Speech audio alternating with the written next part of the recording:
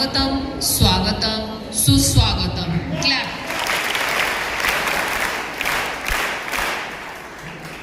Abasaheb Deshmukh charitable trust संचलित श्री चंद्रशेखर विद्यालय व नारायण काका आगाशे कनिष्ठ महाविद्यालय व अकलूज स्त्रीरोग तज्ञ संघटना, मिशन पिंक पाम्स व सुरक्षा कवच कॅम्पेन यांच्या संयुक्त विद्यमाने होणाऱ्या या कार्यक्रमास मंचावर उपस्थित असणारे मान्यवर म्हणजे प्रसिद्ध स्त्रीरोग तज्ञ व वंध्यत्व चिकित्सा तज्ञ डॉक्टर सौवेदा उर्फ रेवती राणे, श्रीपूर पंचक्रोशीतील स्त्रीरोग तज्ञ डॉक्टर सौ आरती पोफळे, तसेच प्रशालेचे भारदस्त आदरणीय व्यक्तिमत्व म्हणजे प्राचार्य श्री बनसोडे सर, पर्यवेक्षक आदरणीय श्री गुरव सर, संस्थामान्य पर्यवेक्षक श्री शेंडे सर, विद्यार्थी व शाळा हित जपणारे कार्यालयाचे सर्वेसर्वा श्री मोरे सर, माझे सर्व सहकारी शिक्षक बंधू भगिनी व माझे प्रिय लाडके विद्यार्थी विद्यार्थिनी, या सर्वांचे या कार्यक्रमाच्या निमित्ताने मी शब्द सुमनांनी स्वागत करते. विद्यार्थी मित्र मैत्रिणींनो, आज तुम्हाला एक अनोखा ज्ञानाचा खजिना मिळणार आहे. तुम्हा सर्वांना माहित आहे का, 7 नोव्हेंबर हा दिवस राष्ट्रीय कॅन्सर जागरूकता दिन म्हणून साजरा केला जातो. तसेच 4 फेब्रुवारी हा दिवस जागतिक कॅन्सर दिन म्हणून साजरा केला जातो. या कार्यक्रमाची थोडक्यात रूपरेषा आपल्या प्रास्ताविकेतून मांडत आहेत संस्थामान्य पर्यवेक्षक श्री शेंडे सर.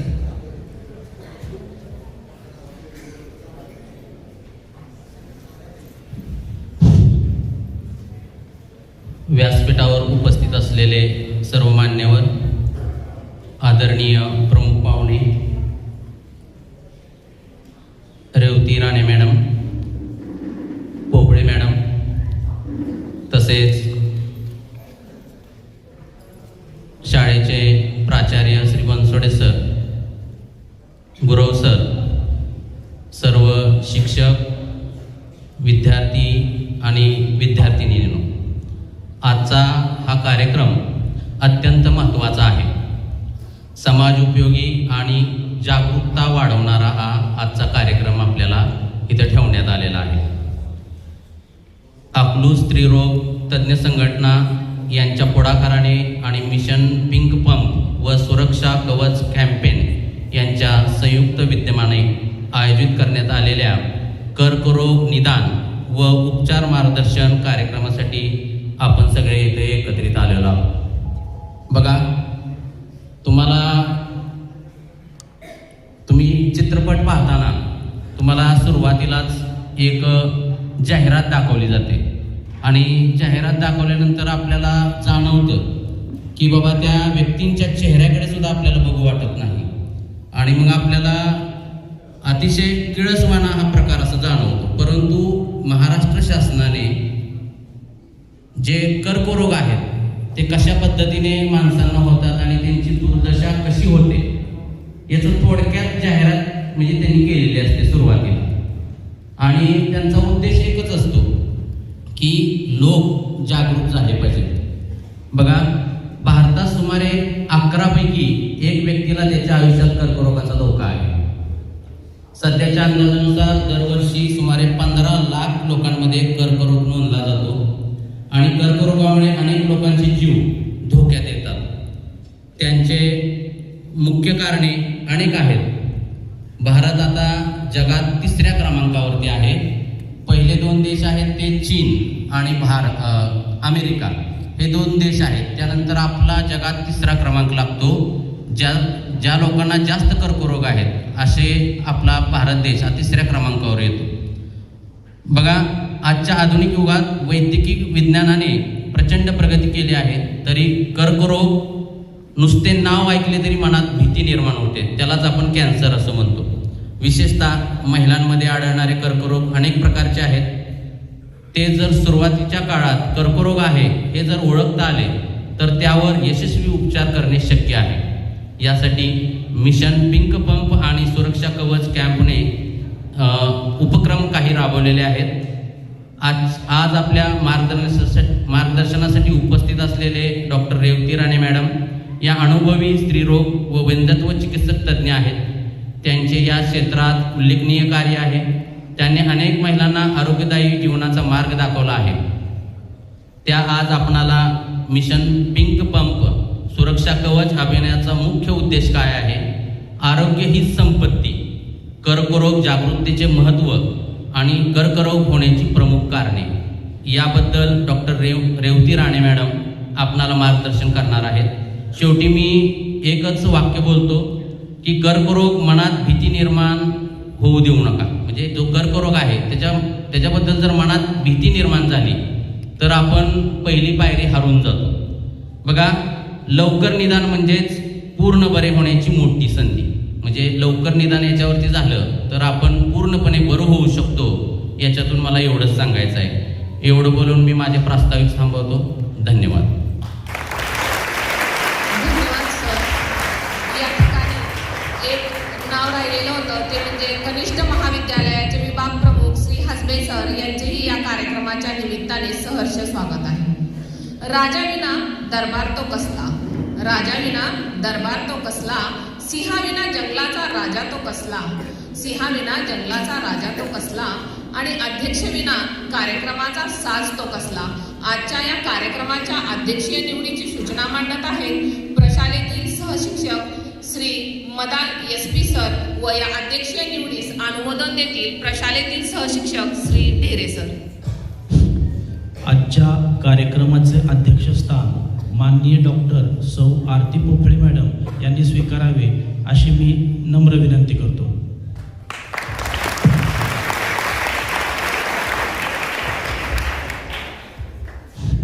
आताच आपल्या शाळेचे सहशिक्षक श्री मदन सर यांनी अध्यक्षीय सूचना जी मांडलेल्या आहेत त्या सूचनेला मी माझ्याकडून आणि प्रशालेमार्फत सर्वांमार्फत आपल्याला अनुमोदन देत आहे. धन्यवाद. दोघांनाही मनापासून धन्यवाद. आता वेळ आली आहे एका असामान्य व्यक्तिमत्वाच्या परिचयाची. ज्या आपल्या कार्यक्रमासाठी लाभलेल्या प्रमुख पाहुण्या आहेत त्यांच्या परिचयाची. प्रशालेतील ज्येष्ठ शिक्षक श्री मदान अप्र सर यांना विनंती की त्यांनी प्रमुख पाहुण्यांचा परिचय करून द्यावा.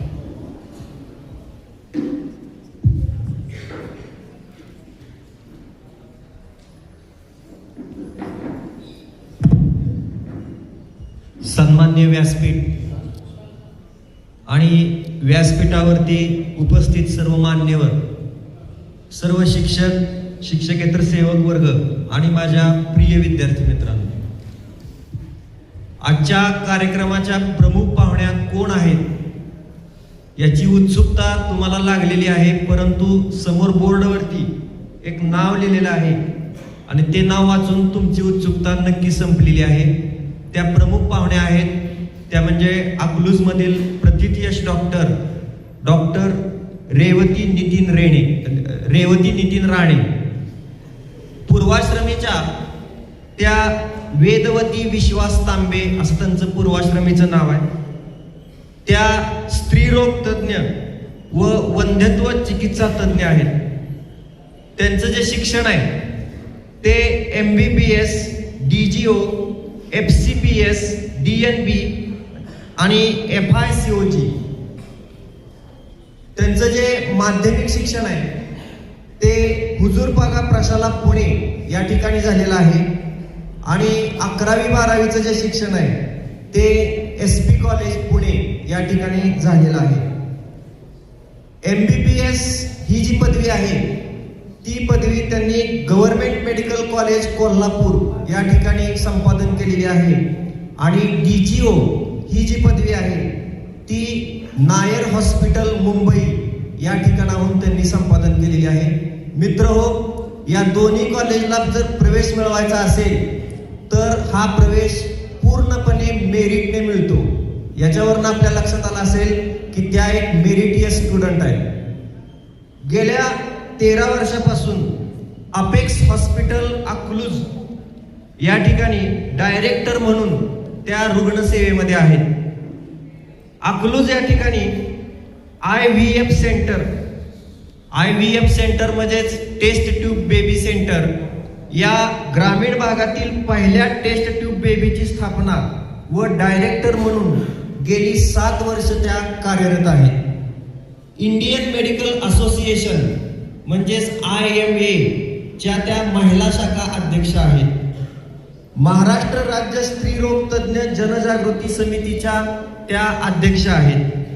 अनेक राज्यस्तरीय व राष्ट्रीय स्तरावरील परिषदांमध्ये त्यांनी सहभाग नोंदवलेला आहे. त्यांना सामाजिक कार्याची आवड असून स्त्रीरोग तज्ञांसाठीच्या पुस्तकांमध्येही त्यांनी लेखन केलेले आहे. सगळ्यात त्यांची महत्वाची ओळख आहे ती म्हणजे मेडिक्वीन या डॉक्टरांच्या राज्यस्तरीय सौंदर्य स्पर्धेमध्ये त्या विजेते ठरलेल्या आहेत. त्यांच्याकडे बघूनच तुमच्या लक्षात आलं.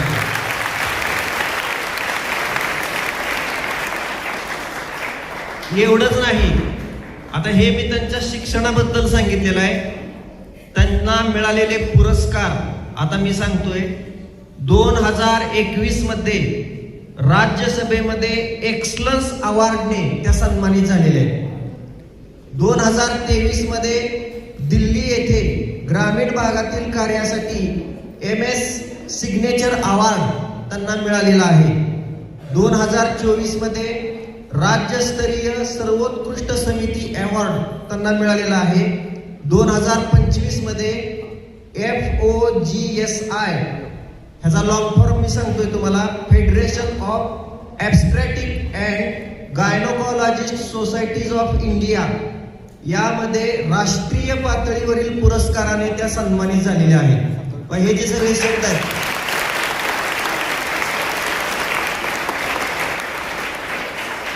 हे जे सगळे शब्द आहेत ते मेडिकल सायन्स मधले शब्द आहेत, त्यामुळे आम्हाला जरा समजायला अडचण येते. त्यानंतर आयसर यंग अचिव्हर या IVF क्षेत्रातील कामासाठी राष्ट्रीय पातळीवरील पुरस्काराने त्या सन्मानित झालेल्या आहेत. ज्ञानज्योती पुरस्काराने सन्मानित झालेले आहेत. आणि या सगळ्या पुरस्कारावरनं तुमच्या लक्षात आलं असेल की मेडिकल क्षेत्रातील अत्यंत हुशार तज्ञ आणि अनेक पुरस्कार विजेत्या डॉक्टर रेवती राणे आपल्याला प्रमुख पाहुणे म्हणून लाभलेले आहेत. हे आपल्या सर्वांचं भाग्य आहे.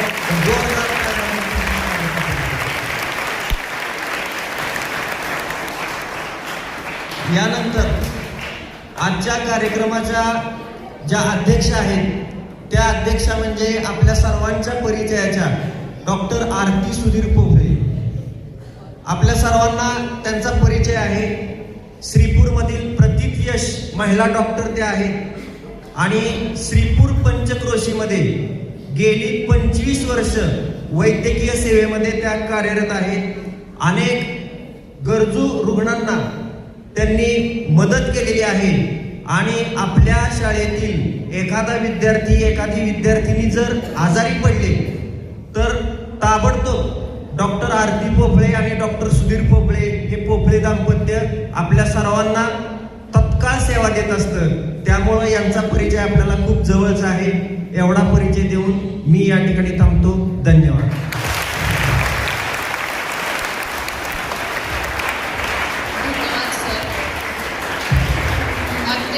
सुंदर अशा ओघवत्या भाषा शैलीमध्ये तुम्ही या कर्तृत्ववान, बुद्धिमान आणि सामाजिक बांधिलकी असणाऱ्या व्यक्तिमत्वांचा परिचय करून दिला.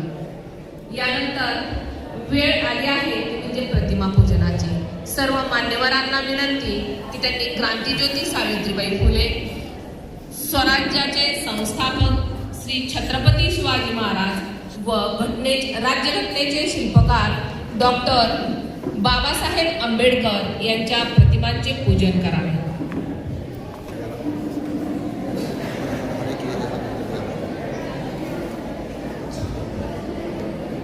शिक्षणाच्या स्वर्गाचे जिने उघडले दार, शिक्षणाच्या स्वर्गाचे जिने उघडले दार, तीच सावित्री आज जगाची सिलेदार, तीच सावित्री आज जगाची सिलेदार. स्त्रियांच्या शिक्षणाची खरी कैवारी सावित्री तुझ्यामुळे शिकले आज प्रत्येक नार.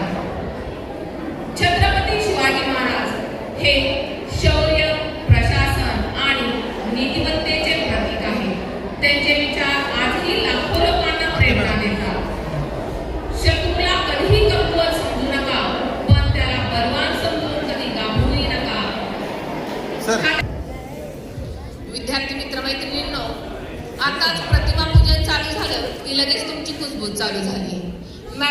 पर्सनॅलिटी तुम्हा सर्वांना एवढी आवडलेली आहे की लगेच तुम्ही त्याच्याविषयी कुजबूज करायला सुरुवात केली. त्यांच्यासारखंच अतिशय सुंदर, होतकरू आणि तज्ञ व्यक्तिमत्व बनवण्याची इच्छा नक्कीच तुमच्या मनामध्ये निर्माण झाली आहे हे यावरून माझ्या लक्षात येत आहे. असो, मातृदेवो भव, पितृदेवो भव, आचार्य देवो भव, अतिथी देवो भव या उक्तीप्रमाणे आपल्याकडे आलेल्या अतिथींचा सन्मान करणं हे आपलं कर्तव्यच आहे. सर्वप्रथम विनंती, डॉक्टर सौ रेवती राणे यांना त्यांचा सन्मान प्रशाला कनिष्ठ महाविद्यालयाचे प्राचार्य आदरणीय श्री बनसोडे सर करतील व सहशिक्षिका सौभाग्यवती गुरव मॅडम या डॉक्टर रेवती राणे यांना शॉल देतील आणि मान्यवरांनी या सन्मानाचा स्वीकार करावा अशी मी त्यांना विनंती करते.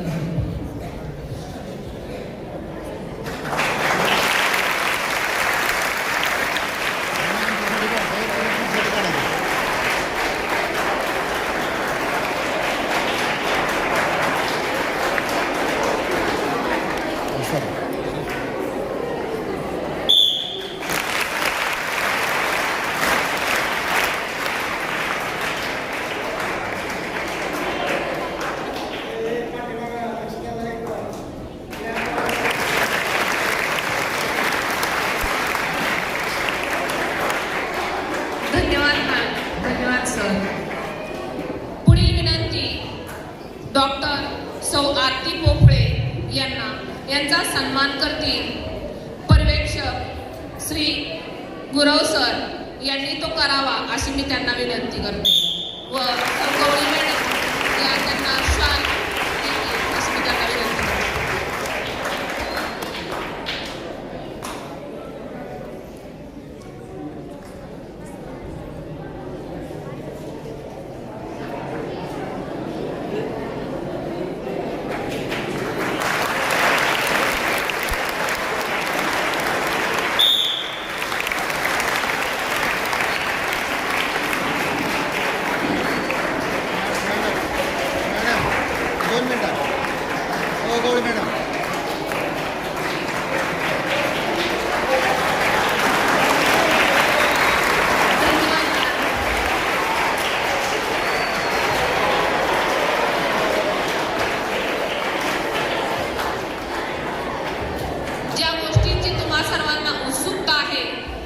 ते म्हणजे डॉक्टर रेवती राणे यांच्या विचारांची अगदी तुम्ही आस लावून बसलेला आहात. आता तुमच्यासमोर आपले मार्गदर्शनपर विचार व्यक्त करण्यासाठी येत आहेत डॉक्टर रेवती राणे.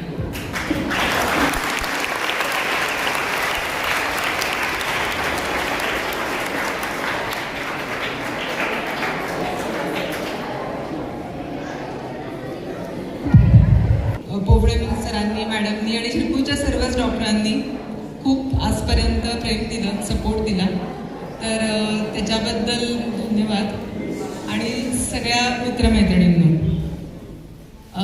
सर्वप्रथम सांगायचं म्हणजे खरं तर खूपच मोठ्या संख्येने तुम्ही उपस्थित आहात आणि शाळेच्या सर्व शिक्षकांनी याच्यामध्ये मला माहिती आहे कुठलाही छोटासा कार्यक्रम जरी करायचा म्हटला, 2 पाहुणे जरी घरी येणार म्हटले तरी सुद्धा आपली धावपळ गडबड होते. आणि आज तुम्ही एवढ्या मोठ्या सगळ्या लेवलला हे सगळं अरेंज केले, ऑर्गनाईज केले, सगळे टीचर्स इथे आज आहेत, तुम्ही सगळे उपस्थित लोक आहेत, त्यांचा खरंच आधी मनापासून आभार की याच्यामागे खूप कष्ट असतात मला माहिती आहे. कारण कुठल्याही संघटनेत काम करताना कुठल्याही छोट्यातल्या छोट्या कार्यक्रमाच्या मागे नियोजन किती असतं आणि त्याच्या मागे किती कष्ट घेतलेले असतात. एक 2 ओळीचं भाषण जरी म्हणायचं, कविता म्हणून दाखवायची म्हणजे तरी त्याच्या मागे किती कष्ट असतात. त्यामुळे ऑर्गनायझर्ससाठी आणि तुमच्यासाठी आधी टाळ्या होऊ देत.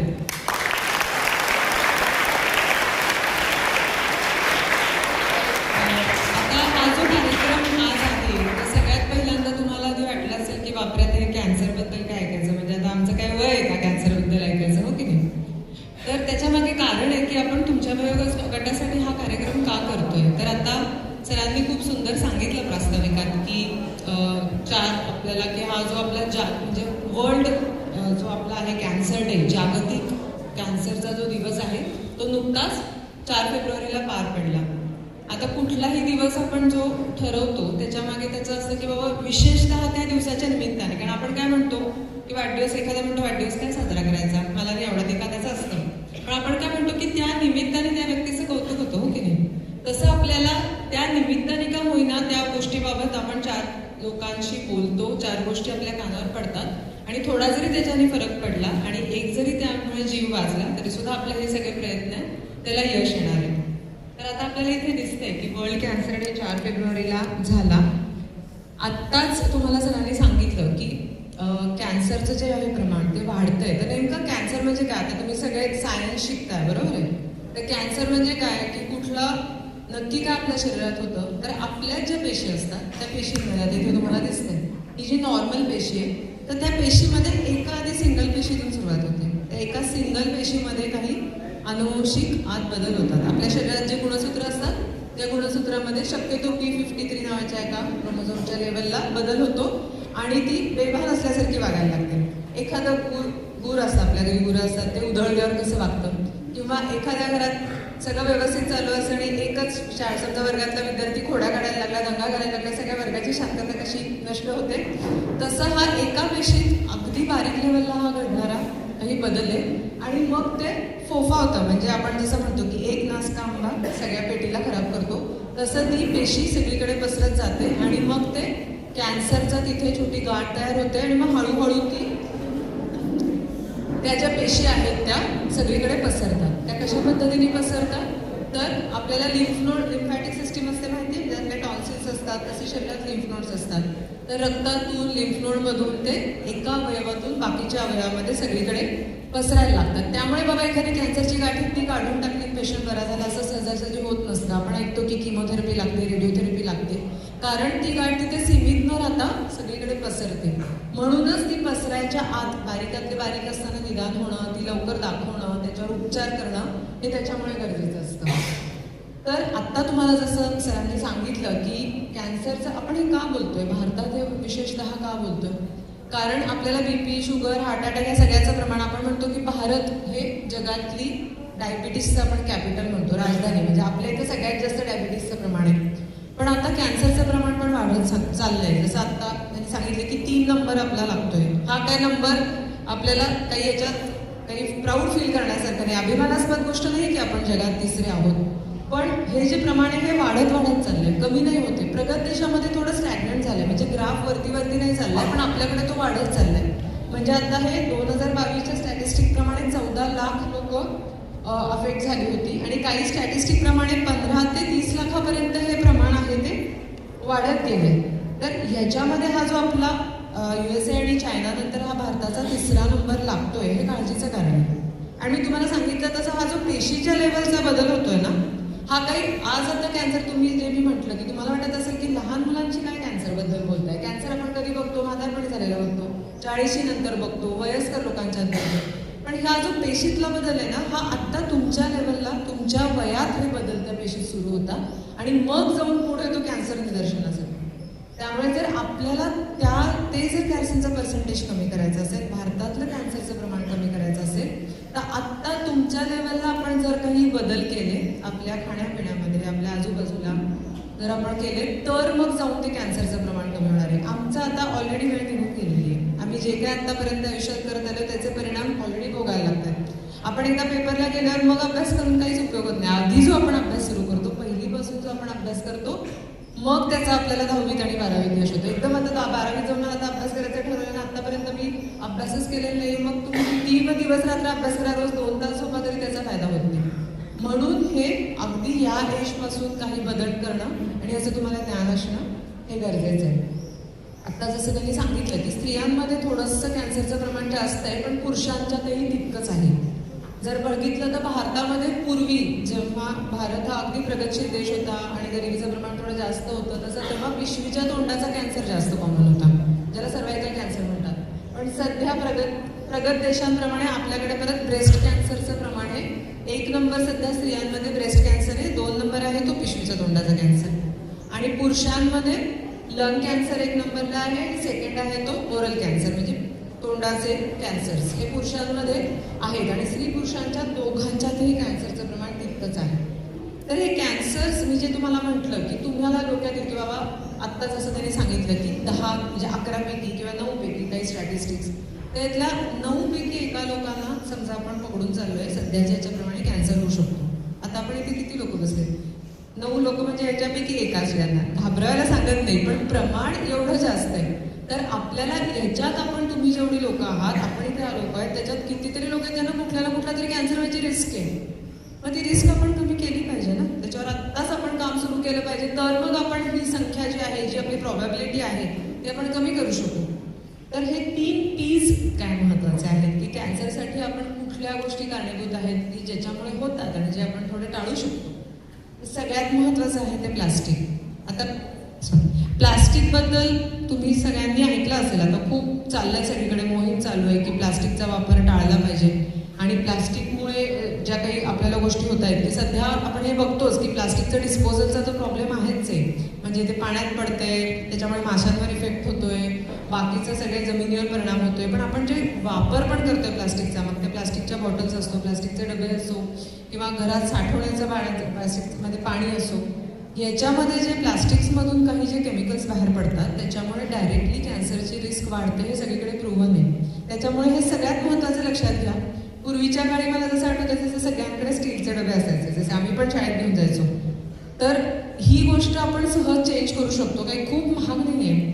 तर आपण स्टीलच्या बॉटल आणणं शाळेमध्ये, कॉलेजमध्ये आणि स्टीलच्या डब्यात जेवण घेऊन येणं, ही तर एक महत्त्वाची गोष्ट आहे, ती केली पाहिजे. दुसरं जे आपण डिस्पोजेबल ग्लासेसमध्ये पाणी पितो आणि डिस्पोजेबल कप्स आपण बाहेर वापरतो तेही कमीत कमी वापरायचे आहेत. त्याच्यामुळे प्लास्टिकचा वापर टाळणं हे इथून पुढे, आता आमच्या पिढीने तर ऑलरेडी भरपूर केलेलं आहे, तर तुमच्या पिढीने तरी इथून पुढे आजपासून ह्याचा प्रयत्न करा की कमीत कमी प्लास्टिकचा वापर तुम्ही कराल. सेकंड आहे पोल्युशन. आता पोल्युशनबद्दल लहान मुलं तुम्ही म्हणाल आम्ही काय करणार, आता या कंपन्या चालू आहेत, सगळीकडे इंडस्ट्रीज आहेत, प्रत्येकाला काही नाही किंवा गाड्या चालू आहेत. आता पूर्वीसारखं सायकलवर मुलांना जा म्हणण्यासारखी पण रोडची सेफ्टी राहिलेली नाही आहे. पण निदान जिथे आपण पोल्युशन वापरू शकतोय, जिथे आपण कमीत कमी गाड्यांचा वापर करू शकतोय किंवा जिथे आपण आपले गाड्यांचं चेकअप करून घेणं, प्रॉपर सर्व्हिसिंग करणं, जिथे प्रदूषण आहे तिथे मास्क वापरणं, या गोष्टी तरी केल्या पाहिजेत.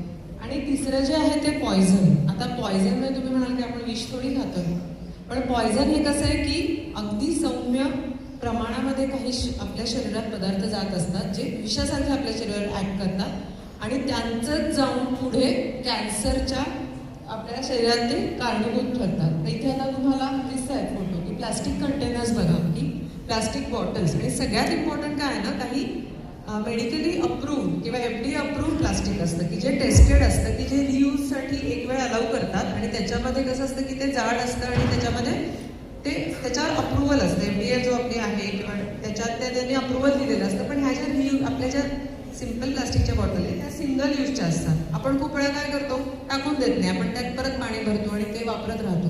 तर त्या डिस्पोजेबल असतात. त्यामुळे आपण जेव्हा प्लास्टिक बॉटल्स रिपीटेडली वापरतो, प्लास्टिक कंटेनर्स रिपीटेडली वापरतो, त्याच्यात मग पदार्थ गरम करतो, तेव्हा त्याच्यातून काही केमिकल्स त्या फूडमध्ये, त्या पाण्यात जातात आणि त्याच्यातून कुठल्या ना कुठल्या तरी प्रकारचे त्या सेलवर जो काही तो पहिला बदल घडणार आहे, एकदा त्यात तो बदल घडला आणि कॅन्सरची त्यात सुरुवात झाली की मग ते कंट्रोल करणं फार अवघड आहे.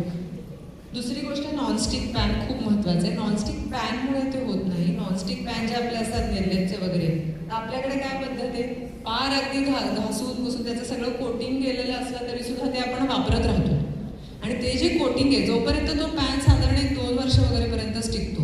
आपल्याला कसं आहे की आपल्या घरातले बारीकचे बारीक छोटी आपल्या आयांना सगळ्यांना काय की जुन्यातल्या जुनं भांडं सुद्धा देऊन टाकायचं, अजिबात मन त्याच्यावरचं जात नाही.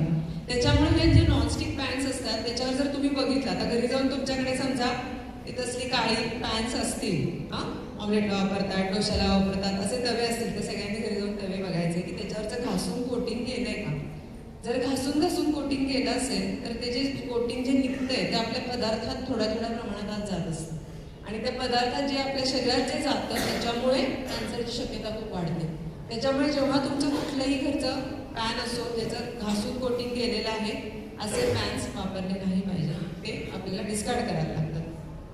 तिसरी महत्त्वाची गोष्ट आहे की रिफाईंड ऑइल्स. आता आपल्या घरामध्ये शक्यतो आपण खराब ऑइल वापरतच नाही, पण आपल्याला कसं आवड आहे, आपल्याला घरच्यापेक्षा बाहेरचं आवडतं. घरात जेव्हा जरेस येतात माया काय सांगतात की हिला बाहेरचं खायची फार आवड आहे, मग समोसे जाण जाऊन तळलेलं काहीतरी चिप्स घेऊन ये.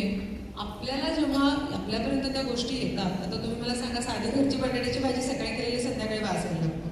आपण ते बटाट्याचे चिप्स किती वर्षांपूर्वी केलेले त्यात पॅक्ड असतात आणि आपण ते खात राहतो. त्यामुळे कुठलंही जे पॅक्ड फूड आहे ते चांगलं राहण्यासाठी त्याच्यात ते केमिकल्स व प्रिझर्वेटिव्ह ऍड केलेलेच असतात ना, त्याशिवाय ते कसं राहायचं. तर ते तुमच्या शरीरात जातात, तुम्हाला चांगलं वाटतं. कितीतरी लोक, कितीतरी मुलं मला माहिती आहेत, रोज जायचं काहीतरी गेलं की जायचं एक पुडा आणायचा, काहीतरी कुरकुरे आणले, चिप्स आणले. त्याच्यात तुम्हाला म्हणजे न्यूट्रिशन तर झिरोच आहे, पण त्याच्यातून जे पॉयझनस सबस्टन्सेस जात आहेत त्याच्यामुळे जाऊन पुढे जाऊन तुम्हाला काय त्याच्यामुळे भविष्यात कुठल्या गोष्टीला तोंड द्यायला लागणार तुम्हाला माहिती नाही. आणि सगळ्यात महत्त्वाचं त्यात ऑइल खूप खराब वापरलेलं असतं. त्यांना कसं परवडेल एवढंच ते 10 लाख 15 रुपयाला पॅकेट द्यायला? नाही परवडेल एवढं त्याच्यात. किंवा आपण जे बाहेर गोष्टी पदार्थ घेतो रिपीटेड, जेव्हा एखादा ऑइल आपण तळतो तेव्हा ते काय सांगतात हृदयरोग तज्ञ माहिती आहे, एकदाचं ऑइल तुम्ही तळलं त्याच्यात तर ते फेकून द्या. आपल्याकडे तळलेला ऑइल घरात सुद्धा काय करतात, घरी जाऊन आईला अजून एक गोष्ट सांगायची, गाळतात, परत डब्यात भरून ठेवतात, परत त्याच्यात भाज्या करत राहतात, हो की नाही. एकदा ते एका टेम्परेचरच्या पुढे गेलं की त्या ऑइलचं पुढे विषात रूपांतर होतं. ते आपण म्हणजे शक्यतो तळलेलं खाऊच नका, ते सगळ्यात बेस्ट आहे. तळलेलं खाल्लं नाही तर ऑइल वाया जायचा प्रश्नच येत नाही.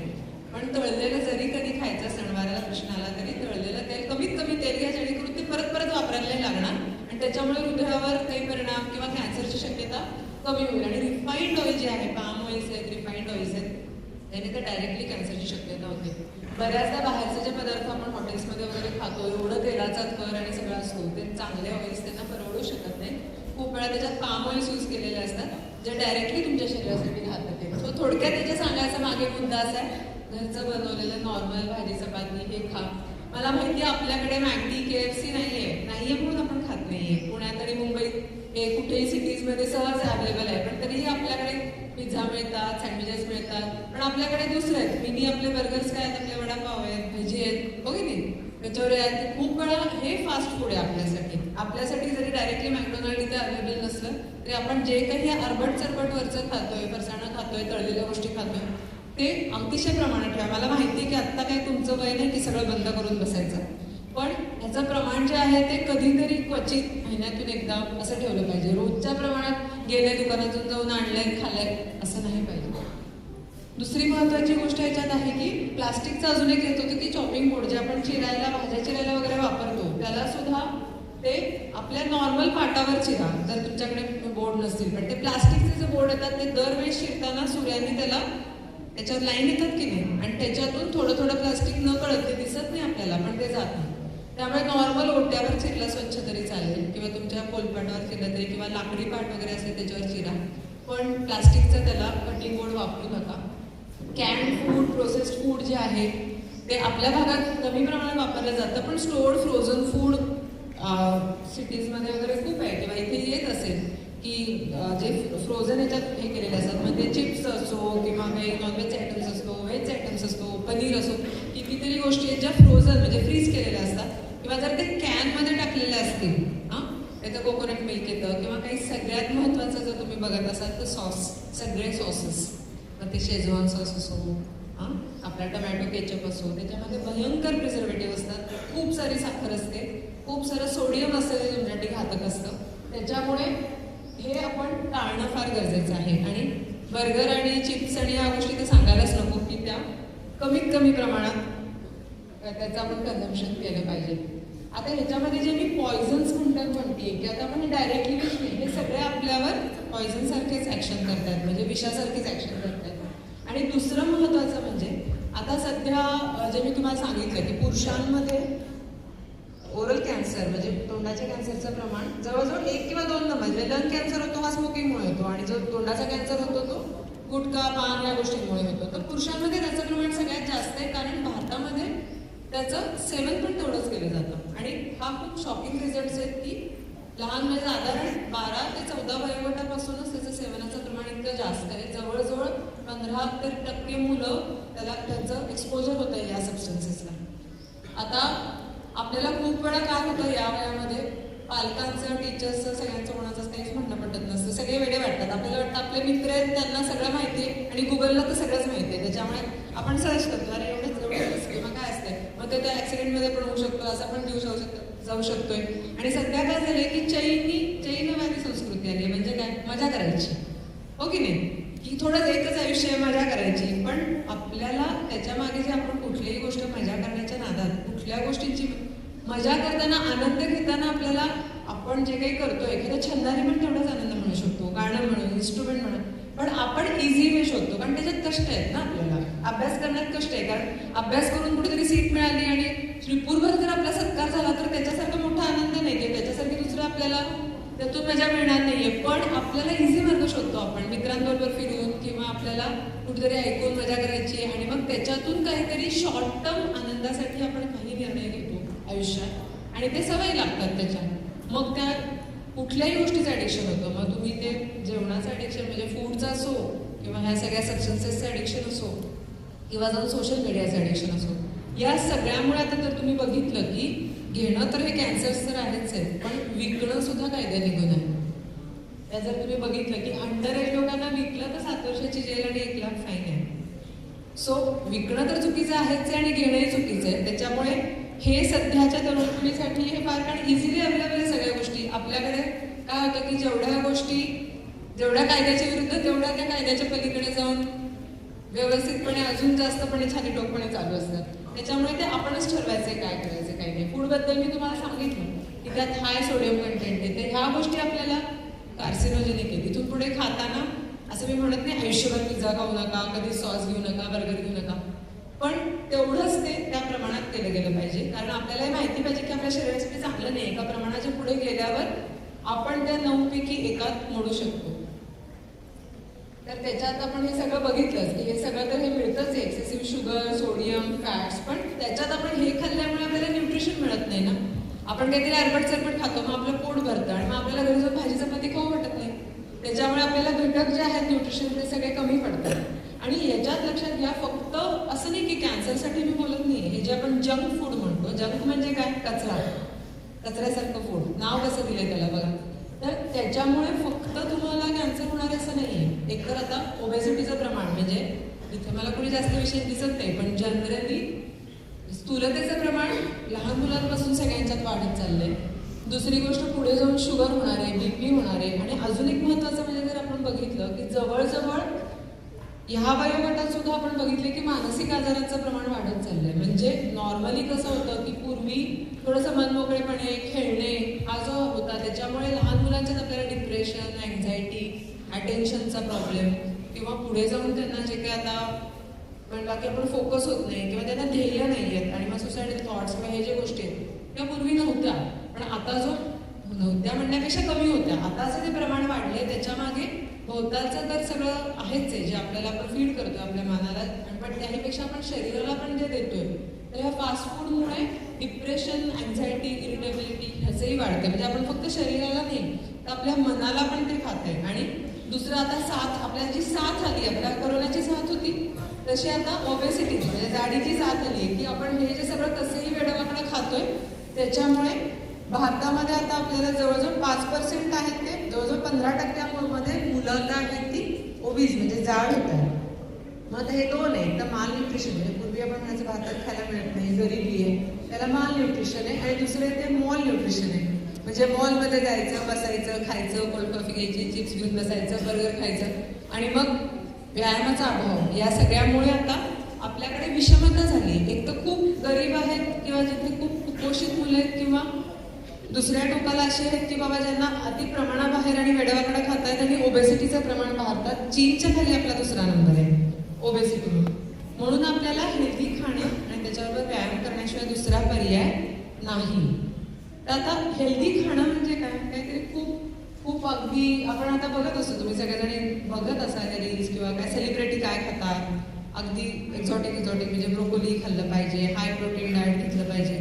खूप प्रमाणाबाहेर वेगळे जाऊन करायची गरज नाही. आता जेव्हा तुम्ही घरी जेवायला बसाल किंवा आपला डबा उघडून बसाल, तेव्हा बघायचं की आपण जे खातोय ते 4 भागात इक्वली डिवायडेड आहे का. आपल्याकडे भारतात थोडंसं आपल्याकडे कॅन्सरचं, डायबिटीसचं, हायपरटेन्शनचं प्रमाण काय जास्त आहे माहिती आहे का. आपल्याकडे हे जे 4 पार्ट आहेत ना, त्यातला जो वरचा पार्ट आहे जो त्यांनी दाखवलाय, जो ग्रेन्स म्हणजे कार्बोहायड्रेट, तर आपल्याकडे कसं असतं, मेन जो असतो तो भाकरी चपाती भातावर असतो. म्हणजे मेन आपण काय म्हणतो की काय खातच नाही, ती एकच भाकरी खाते किंवा मी 2-4 भाकऱ्या खाल्ल्या परत भात खाल्ला. म्हणजे आपला जो जोर आहे ना तो मेन, जर तुम्ही बघितलं की आपले सॅलेड्स किंवा कोशिंबिऱ्या किंवा भाज्या किंवा प्रोटीन्स याच्याकडे आपण लक्ष न देता मेन आपण भाकरी भात, तर त्याचा पोषण बघा किती कमी पाहिजे. म्हणजे तुमच्या वयात सुद्धा जर तुम्ही एक छोटी भाकरी आणि एक थोडा भात घेतला वाढीच्या वयात सुद्धा तर तो सफिशियंट आहे. पण त्याच्याबरोबर तुम्ही भरपूर भाज्या, फळं, प्रोटीन आणि दुधाचे पदार्थ, ज्याच्यामध्ये मेनली डेअरीमध्ये दूध, दही हे येतं. पण आपलं काय चुकतं, आपला 3/4 आपण घरी बघितलं तर मेन काय होतं, आपली अर्ध ताट जे असतं ते भात भाकरीने भरलेलं असतं. कोपऱ्यात थोडीशी भाजी असते, असलं तर खाल्ली तर ते पण आपण गाजर, काकडी, टोमॅटो चिरून घेत नाही. आणि मग थोडी घेतली तर डाळ घेतो, अशी लावून मुली भाजी खातात, बरोबर काहीतरी असं खातात. आणि मग अरबट चरबट मग आपण मेन काहीतरी अरबट चरबट खाऊन बसतो किंवा मग मेन भाकरी, चपाती, भात याच्यावर लक्ष देतो आणि भाज्या, फळं, कडधान्य यांच्याकडे दुर्लक्ष होतं. त्याच्यामुळे इथून पुढे आपण बघायचं की आपल्या शरीरात आपण जेवताना सगळे एक तर जास्तीत जास्त कलरफुल ताट असावं. मॅक्झिमम आपल्या ह्याच्यात कंपल्सरी गाजर, काकडी, टमॅटो, कुठलेही सॅलड डब्यात आणा. कुठलंही प्रोटीन असो, मग उसळ असो, डाळ असो, अंडी चालत असली तर अंडी, तर ती प्रोटीन आपल्या डब्यात, आपल्या जेवणात पाहिजे. आणि सॅलड्स कॅरी करणं, सॅलड्स बरोबर सकाळी आणि संध्याकाळी दोन्ही वेळेस खाणं गरजेचं आहे. तर मग आपल्याला हे सगळं पोषण जे आहे, कार्बोहायड्रेट, प्रोटीन, कारण तुमचं आता वाढीचं वय, वाढीच्या वयामध्ये जोपर्यंत आपल्याला सगळे घटक मिळत नाहीत तोपर्यंत आपल्याला अपेक्षित उंची, अपेक्षित वजन, बुद्धीची वाढ या गोष्टी मिळणार नाही. आणि मग ह्या कुपोषणातूनच पुढे जाऊन आपल्याला वेगवेगळे न्यूट्रिशनल डेफिशियन्सीज आपण म्हणतो ते आजार होतात आणि प्रॉब्लेम होतात. त्यामुळे आपल्याला कसं आहे ना, की आपल्याला चूज करायचं आहे की आपल्याला फास्ट फूडमध्ये असं काहीतरी खायचं आहे का आपल्याला हेल्दी फूड खायचं आहे. आणि त्याच्यातूनच पुढे तुमचा पुढे आयुष्याचा टप्पा ठरणार आहे. आता व्यायामाबद्दल सांगायचं म्हटलं तर व्यायाम सगळेजण करतात, रोज ठरवून व्यायाम कोण करतं, 1 तास. मग त्यात खेळ येतात, सायकलिंग येतं, दोरीचौड येतात, सूर्यनमस्कार येतात. आता 1-2 तरी आता ह्याच्यात बघा हे की आपण आपल्या मनाने सांगत नाहीये, पण आपल्या आता पूर्वी कसं होतं की पूर्वी लांबून लांबून चालत आहे. खूप वेळा आता माझ्या शाळेत मी असताना तुम्हाला सांगितलं हुजूरबागेत मी होते, तर माझं डेलीच तेव्हा माझं 9वी, 10वी, 11वी अगदी 10वीची बोर्डाची परीक्षा हे सगळं असताना पण 17 किलोमीटर सायकलिंग व्हायचं. कारण क्लासला जाऊन येणे, शाळेला जाऊन येणे. पूर्वी असं 16ला जाणे वगैरे गाडी हा प्रकार नव्हता. पुण्यात तर भरपूर सायकल्स असायच्या. त्यामुळे 1 तास तरी व्यायाम हा कमीत कमी व्हायला पाहिजे. ह्याला तुमच्या आणि आमच्या चॉईसच्या गोष्टी नाही आहेत, ते स्टँडर्ड हे काय सांगितलेले ते नियम आहेत किंवा गाईडलाईन्स आहेत. हे WHO पासून सगळ्या संस्था सांगतात. पण जर तुम्ही व्यायाम नाही केले तर त्या ज्या पेशी आपल्या शरीरात तयार होतात ना, जे टॉक्सिन्स तयार होतात ते बाहेरच नाही पडणार. त्यामुळे कधी किती व्यायाम करणं गरजेचं आहे तर दिवसाचा रोज कमीत कमी 60 मिनिट म्हणजे 1 तास व्यायाम व्हायला पाहिजे. स्वतःला घामेल इतका व्यायाम व्हायला पाहिजे. तर मग आपलं न्यूट्रिशन किंवा आपली बॉडीचे आता हे मुलींमध्ये सध्या पाळीचं प्रमाण अनियमिततेचं प्रमाण वाढलंय, PCODचं प्रमाण वाढलंय, म्हणजे पाळी रेग्युलर येत नाही. मग याच्यामध्ये व्यायामाचा अभाव हेच कारण आहे. तुम्ही बारीक जरी असो, जरी 40 किलोचं पण असेल तो मुलगा किंवा मुलगी, पण बारीक असो, जाड असो, व्यायामाला दुसरा काही पर्याय नाही. मग ते वय 6 असो किंवा 60 असो, व्यायामाला पर्याय नाही. त्याच्यामुळे व्यायाम हा करणं अतिशय गरजेचं आहे. त्यामुळे ॲटलिस्ट 60 मिनिट्स एव्हरी डे. त्याच्यामध्ये as a part of 60 minute त्यांनी काय सांगितलंय की तुम्हाला म्हणजे टीनेजर जे तुमच्या आता वाढीचे वयाचे आहात, आठवड्यातून 3 दिवस तरी मसल्स ट्रेनिंग व्हायला पाहिजे. मुलं म्हणतील आता चला सगळ्यांना सांगतील घरी मॅडमने सांगितले जिम लावा. जिम लावायची गरज नाही आहे. जोर बैठक असो, सूर्यनमस्कार असो, साधं आपण हे जे म्हणतो की जिने वर खाली करणं किंवा लोंबकळणं घरी, याने सुद्धा मसल स्ट्रेंथ येते. पण मसल स्ट्रेंथनिंग करणं खूप गरजेचं आहे. आणि आपले बोन स्ट्रॉंग होण्यासाठी बोन ॲक्टिव्हिटीमध्ये काय दिलं आहे, रनिंग, जम्पिंग. शाळेत तर होतच असेल ना व्यायाम. हां, तर तो व्यायाम जसं मी आता सांगितले की आपल्याला प्लास्टिक वापरायचं कमी करायचं आहे, बाहेरचे पदार्थ खायचे कमी करायचे आणि रोज 1 तास व्यायाम करणं हे गरजेचं आहे. आता याच्यामध्ये कसं आहे की आता पण जर तुम्ही बघितलं हे बघा माझ्या हातात आता घड्याळ आहे, त्याचा स्टेप काउंट असतो. ही रिंग आहे ज्याच्यामध्ये मी म्हणत नाही तुम्ही प्रत्येकाने घ्या, ज्याच्यामध्ये आपण डेली किती तास झोपतोय, आपण काय फूड खातो त्या ॲपमध्ये एंटर करता येतं, प्रत्येक फूडचे कॅलरी काउंट होतात. आपल्याला जेव्हा एक लाईफस्टाईल आता ह्या एजला ॲट द एज ऑफ 43, माझं वय 43 असेल, वय सांगण्यामध्ये त्यात लाज वाटण्याचं काही कारण नाही. आपण जेव्हा स्वतःला मेंटेन करतो तेव्हा ते वय सांगताना लाज वाटत नाही. जर आपण वयाच्या 30 वर्ष जर आपण 1500ची दिसत असतो निश्चित लाज वाटते. पण जेव्हा आपल्याला ह्या वयामध्ये तुम्हाला 40च्या पुढे जर फिटनेस हवा असेल, तुम्हाला जर ती स्ट्रेंथ हवी असेल स्वतःमध्ये आणि ते वय दिसलेलं नको असेल, तर ते सगळं आपल्याला बघूनच करायला लागतं. आता मी स्वतः तुम्हाला सांगते की मी माझा साधारण 15,000 स्टेप काउंट करायचा प्रयत्न करते. दिवसाचे 15,000 स्टेप म्हणजे साधारण 10,000 स्टेप म्हणजे किती किलोमीटर होतात? आपण एक साधारण 3-4 किलोमीटर चाललं तर आपले 3,000 स्टेप होतात. सो एवढा स्टेप काउंट करायचा मी प्रयत्न करते. दिवसाचे 15,000 इकडे चालेल तिकडे चालेल. जर झाले नाही रात्री 11 वाजता मला दिसलं की माझे आता 13,000 स्टेप काउंट झाले, तर मी जाऊन खाली जाऊन चालू देऊन ते 2,000 स्टेप काउंट पूर्ण करते. चालण्यामध्ये उद्दिष्ट असं आहे की आपण जोपर्यंत ठरवून वेळ काढत नाही, लोक काय म्हणतात सगळ्यात महत्वाचं व्यायामाला वेळच नाही हो, काम असते, घरातलं असते, मुलांचं असते, बायकांचं हे असतं, मुलांचं असतं, परीक्षा आहे, अभ्यास आहे, 10वीच आहे, काही का असे ना. कारण शेवटी कसं आहे ना की आपलं जे क्वालिटी ऑफ लाईफ आहे ते कधी सुद्धा, आता सरांनी माझ्याबद्दल सगळं सांगितलं की हे पुरस्कार मिळाले, इथे आले. मी जे काही माझ्या अकॅडमिकली किंवा माझ्या प्रोफेशनली जे काही मी मिळवलं आहे तो एक ॲडिशनल भाग आहे. पण जर आपलं स्वास्थ्यच आपल्याकडे नसेल तर जे काही मला मिळालं आहे त्याचा मी उपभोगच नाही घेऊ शकणार. जर मी आत्ताच इथे जर 100 किलोची असते किंवा जर मला बोलता बोलता धाप लागले असते किंवा जे आहेत जे आत्तापर्यंत मी आयुष्यामध्ये केले किंवा जे पेशंट मी बघायचे आहेत माझे, त्याला एनर्जी तर हवी. तर त्याच्यासाठी व्यायामाला आत्तापासून व्यायाम करण्याशिवाय दुसरा काही पर्याय नाही आहे. त्यामुळे ते करणं महत्त्वाचं आहे. आता जिथे मी फोटो टाकले की हा माझी मुलगी आता 18 वर्षाची, ती लहानपणीच आहे. ती पहिली माझी 5 किलोमीटरची मॅरेथॉन होती. त्याच्यानंतर मी 10 किलोमीटरच्या 2 ते 3 मॅरेथॉन केल्या, 21 किलोमीटरची सातारा हिल मॅरेथॉन केली. हा जो सायकलिंगचा फोटो आहे तो आम्ही इथून मसवड फाट्याला म्हणजे जाऊन साधारण 55 ते 60 किलोमीटर होतो. तो आमचा डॉक्टर्सचा ग्रुप तेवढा सायकलिंग करून आल्याचा फोटो आहे आणि तो जिमचा स्ट्रेंथ ट्रेनिंगचा फोटो. तर सांगायचा मुद्दा असा की व्यायामाला दुसरा काहीच त्याला काही ऑप्शनच नाही आहे. म्हणजे एक गोळी घेतली आणि मग आता झालंय बाबा की असं असतं, इझी असतं तर मग फारच त्याला काही, जसं अभ्यासाला पर्याय नाही, आपण म्हणतो कष्ट केल्याशिवाय काही पुढे जाता येत नाही, तसं व्यायामाला वेळ काढल्याशिवाय आयुष्यात तुम्ही दुसरं काही सचिव करू शकत नाही. मग तुम्ही IAS IPS ऑफिसर व्हा, डॉक्टर व्हा, वकील व्हा, जर तुमचं स्वतःचं शरीर फिट नसेल तर मग दुसऱ्या कुठल्या गोष्टीला कुठला अर्थ राहत नाही. कारण म्हणून व्यायामाने काय होणार आहे, आपला मूड चांगला होणार आहे, आपली हेल्थ चांगली होणार आहे, आपल्याला झोप चांगली लागणार आहे, स्ट्रेस कमी होणार आहे, आपली कॉन्सन्ट्रेशन पॉवर वाढणार आहे. त्याच्यामुळे सगळ्यांनी आजपासून इथून ठरवून जायचं की 1 तास व्यायामासाठी काढायचा आहे. सोशल मीडियाबद्दल सांगायचं म्हटलं तर मला माहिती आहे प्रत्येकजण घरी गेले की आईचा मोबाईल घेतं, वडिलांचा मोबाईल घेतं, मैत्रिणीला फोन लावायचा आहे, शाळेची नोटीस बघायची.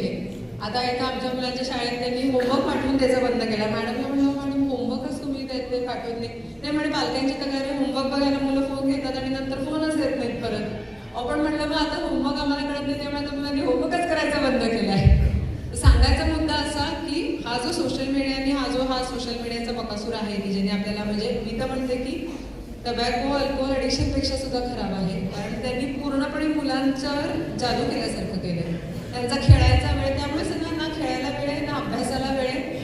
आणि हे जे आपण एका जागी बसून राहतोय आणि त्याच्यावर जो काही आपला मानसिक शारीरिक परिणाम होतोय त्याच्यातूनच हे BP, शुगर, कॅन्सर याच्यासारखे जे आहेत ते रोग आपले वाढत चालले आहेत. त्याच्यामुळे मॅक्झिमम मी म्हणेन कुठलाही स्क्रीन असो, नाही तर तुम्ही ठरवा तुम्हाला TV काय बघायचं. शक्यतो यूट्यूबचे कुठलेच रील्स किंवा शॉर्ट्स बघू नका. कारण हा असा अभ्यास झाला आहे, स्टडी झाला आहे की आपण जेवढे शॉर्ट्स बघू तेवढं आपलं अटेन्शन स्पॅन कमी होतो. आपल्याला लगेच एखादी गोष्ट बदलायची सवय होते. त्यामुळे काय होतं, आता इतिहासाला अभ्यासाला सुरुवात केली, हे बोर होते, मग दुसरा काढा आणि मग पेपर लिहिताना पण तेच होतं. आणि आता शाळेत आता माझी मुलगी आता JEEला प्रिपेअर करते. आता हे जे आम्ही पद्धती बघतोय, आमच्या वेळेस कसं पहिलीपासून वर्गात नंबर करायचे, मार्क्स कळायचे, पर्सेंटेज आपण कुठे स्टँड होतोय कळायचे. आता एकदा कोणी नापास होत नाही, वर्गातला नंबर कळत नाही, तुमचं कुठे आपण स्टँड होतं कळत नाही आणि डायरेक्टली तुम्हाला 11वी 12वीला डायरेक्टली मग नीट JEE देताना कळतं की अरे बापरे आपल्या लाखो लोक आहेत एकेका पर्सेंटाईलला आणि आपण कुठे स्टँड होत नाही. आणि तिथे काय होतं, तो 3 तास बसून पेपर सॉल्व्ह करायला लागतो. तो पेपर सॉल्व्ह करताना मग सिली मिस्टेक्स होतात, प्रश्न वाचायचे राहतात, स्पीड कमी होतो. आणि हे डायरेक्टली आपण लगेच नाही ना चेंज करू शकणार. डायरेक्ट 11वी 12वी केल्यावर मग आता आपल्याला करत असाल ना प्रिपेअर, आता आहेत 9वी 10वी फाउंडेशन पण असतं, आता फाउंडेशनचा अभ्यास करत असाल, मग पुढे जाऊन आपल्याला फार्मसीला जरी ॲडमिशन घ्यायची म्हणली, डॉक्टरचा जरी प्रयत्न करायचा म्हटला तरी नीट दिला तर पर्याय नाहीये. कुठे इंजिनियर व्हायचं म्हणलं तर जेई द्यायला पर्याय नाहीये. तो पेपर तर 3 तास सॉल्व्ह करता आला पाहिजे आपल्याला. त्यासाठी कॉन्सन्ट्रेशन स्पॅन वाढवणं खूप गरजेचं आहे. म्हणून आता आपण ही चौथी गोष्ट मी तुम्हाला सांगते की मी बघा नाही असं म्हणत नाहीये, पण अर्ध्या तासाच्या वर कुठला स्क्रीन नाही बघितला गेला पाहिजे. शक्यतो मोठा स्क्रीन बघा, जवळून बघू नका म्हणजे डोळे खराब होणार नाही. जे काही बघायचं आहे ते सगळ्यांना आता माहिती असतं, युट्यूब वगैरे तुम्ही टीव्हीवर पण लावू शकता. तर जे काही तुम्हाला बघायचं आहे शक्यतो एज्युकेशनल स्टफ बघायचा प्रयत्न करा. असं नाही तुम्ही मनोरंजनाचंही बघू शकता, पण अर्ध्या तासाच्या वर हा कुठला स्क्रीन सोशल मीडिया हे नाही बघितलं गेलं पाहिजे.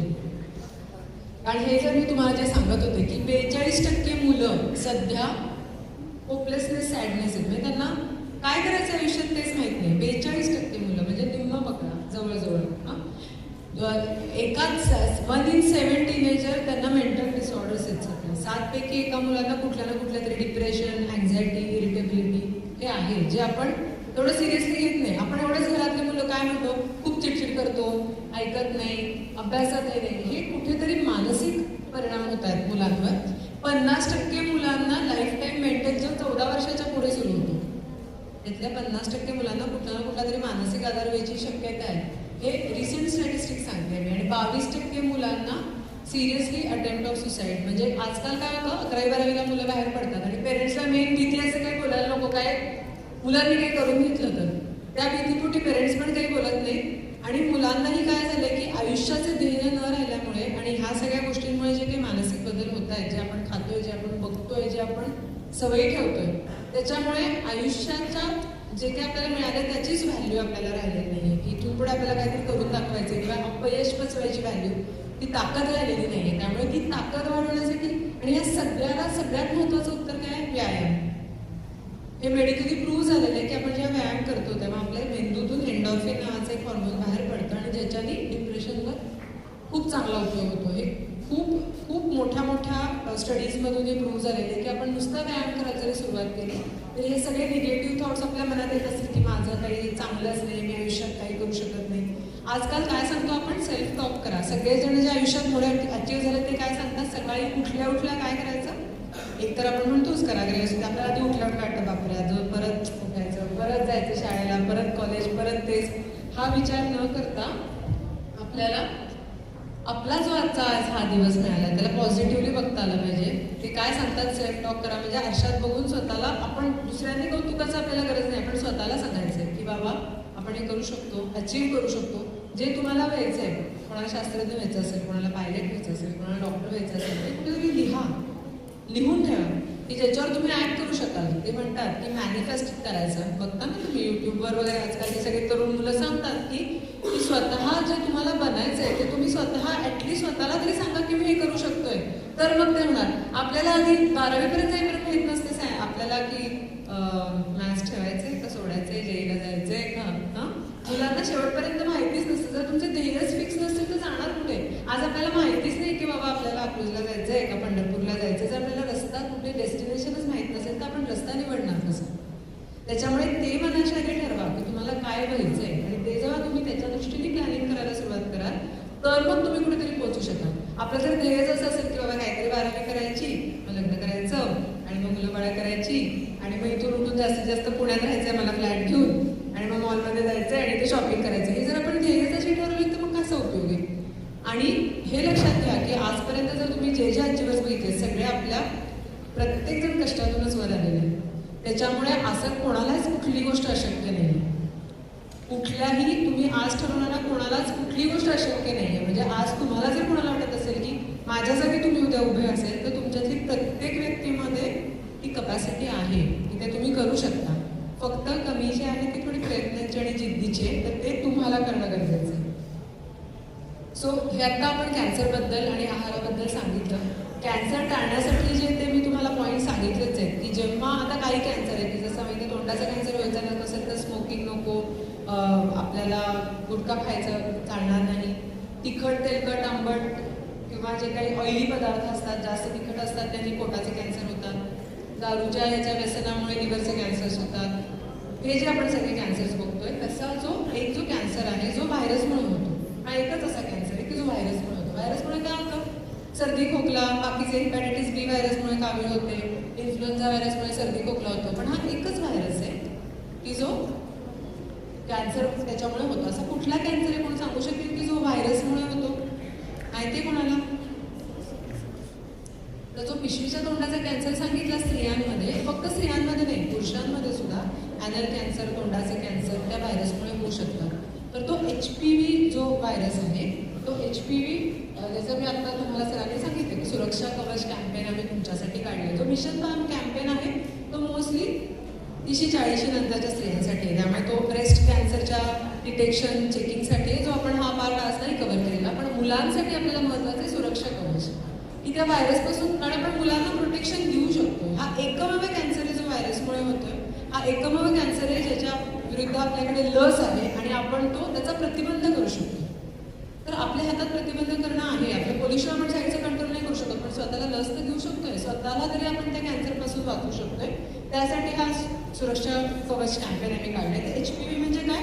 Human papilloma virus. हां, तर त्या व्हायरसमुळे मी डिटेल तुम्हाला खूप विचार केले नाही, पण तो आपल्या शरीरात जो आहे तो संबंधामार्गे जातो, सिरिंजेस निडल्स मार्गे वगैरे पण जाऊ शकतो आणि त्याच्यातून त्वचे थ्रू कॉन्टॅक्टमधून जाऊ शकतो आणि त्याच्यामध्ये हा अगदी 9 वर्षापासून त्याचं इन्फेक्शन होऊ शकतं आणि तो 9 वर्षापासून ते वयात मोठे होईपर्यंत कधीही त्याचं आपल्याला इन्फेक्शन होऊ शकतं. पण एक्सपोजर ते आहे ते 9 ते 14 वयोगटामध्ये सगळ्यात जास्त मुला-मुलींना.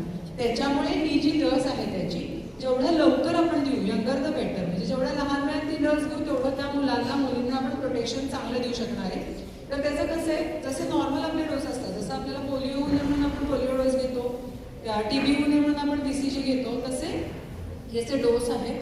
ज्यात आता सिरम इन्स्टिट्यूट, पूर्वीची कॉस्ट खूप होती, सिरम इन्स्टिट्यूट ऑफ इंडियाने कमीत कमी चार्जेसमध्ये, म्हणजे 1800 रुपयाला ते आहे. खूप वेळा म्हणतात की अरे बापरे एवढा 1800 रुपये, पण आपण सहज आज जर एखादी साडी ड्रेस घ्यायला गेलो, एखादं माझं म्हणणं आहे की एखाद्या सणावाराला कमी घ्या एखादा ड्रेस, पण हे तर आपण करणं आपल्या स्वतःसाठी गरजेचं आहे. तर त्याच्यामुळे आपल्याला 9 ते 14, आता ही जे 14च्या पुढची आहेत मुलं, काही 14च्या आतली आहेत, काही 14च्या पुढची. सो जी मुलं 14 वयोगटाच्या आतली आहेत, मुलं आणि मुली, त्यांना 2 डोसेस वॅक्सिनचे 0 आणि 6 म्हणजे आज एक घ्यायचं आणि 6 महिन्याने घ्यायचं.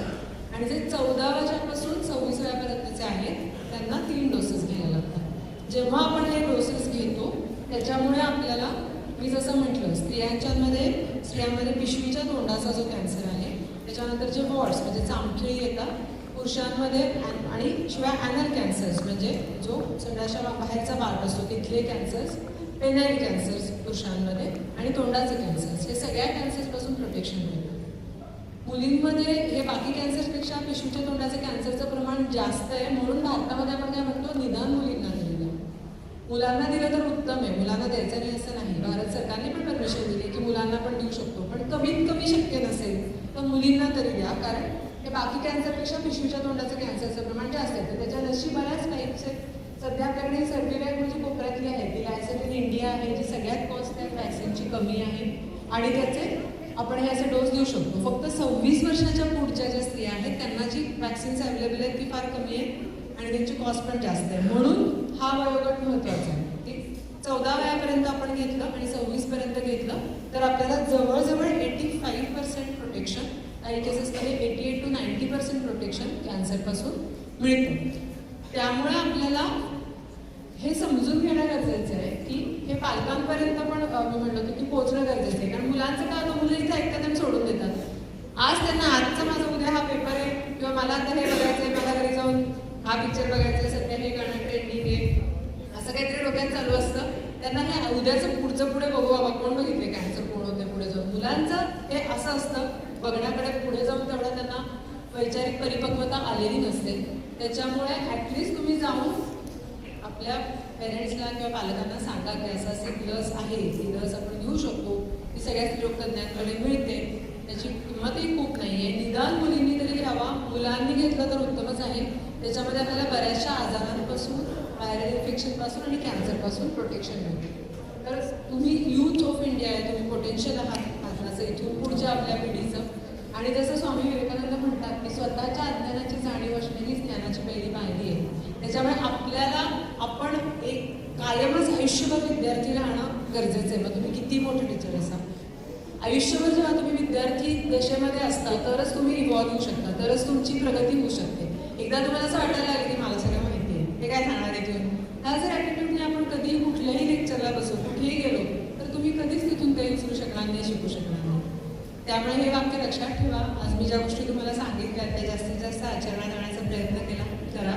सगळ्यांनी खूप शांतपणे लेक्चर ऐकलं आणि त्याबद्दल धन्यवाद. एकतरी त्यातून तुम्ही व्यायाम, प्लास्टिक, लस याच्यापैकी काहीतरी तुम्ही आचरणात आणलं तरी मला असं वाटतं की इथे जे काही आम्ही अरेंज केलं त्याचे आणि इथे मी अकलूजवरून इथे आल्याचं माझं हे सफळ संपलं. तर धन्यवाद.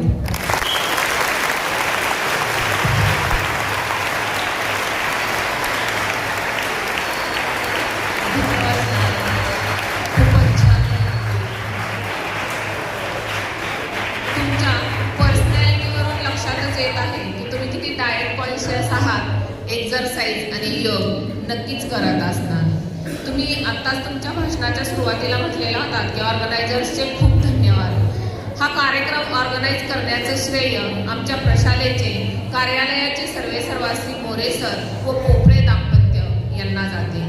असो, पुढील विनंती कार्यक्रमाच्या अध्यक्षा डॉक्टर सौ आरती पोपळे मॅम यांना.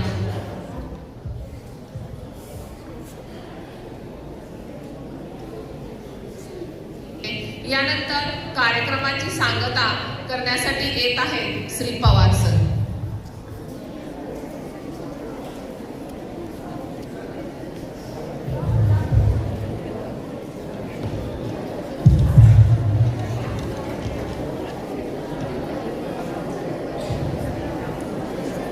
आजच्या या कर्करोग निदान व उपचार मार्गदर्शन महत्त्वपूर्ण कार्यक्रमाचे यशस्वी आयोजन होण्यासाठी ज्यांनी मोलाचे सहकार्य केले त्या सर्वांचे मी मनपूर्वक आभार मानतो.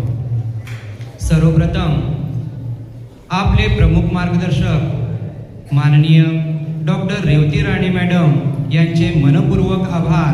त्यांनी अत्यंत सखोल व उपयुक्त मार्गदर्शन करून आम्हाला कर्करोगांबद्दल मौल्यवान माहिती दिली. तसेच कार्यक्रमाच्या अध्यक्ष माननीय डॉक्टर आरती पोपळे मॅडम यांचे प्रेरणादायी मनोगत, त्यांचे विशेष आभार. या कार्यक्रमाचे आयोजन करण्यात अकलूज स्त्रीरोगतज्ञ संघटना, मिशन पिंक पाम्स व सुरक्षा कवच कॅम्पेन यांच्या संयुक्त विद्यमानाने हा कार्यक्रम आयोजित करण्यात आला. त्याबद्दल संस्थेचे मनपूर्वक आभार. कार्यक्रमासाठी उपस्थित राहिलेले सर्व मान्यवर, शिक्षक वृंद, कर्मचारी व विद्यार्थी यांचेही मनपूर्वक आभार. कार्यक्रम यशस्वी करण्यासाठी परिश्रम घेतलेले सर्व आयोजकांसाठी विशेष आभार. आपण सर्वांनी दिलेल्या सहकार्यांबद्दल पुन्हा एकदा धन्यवाद देऊन मी माझे आभार प्रदर्शन इथे समाप्त करतो. धन्यवाद.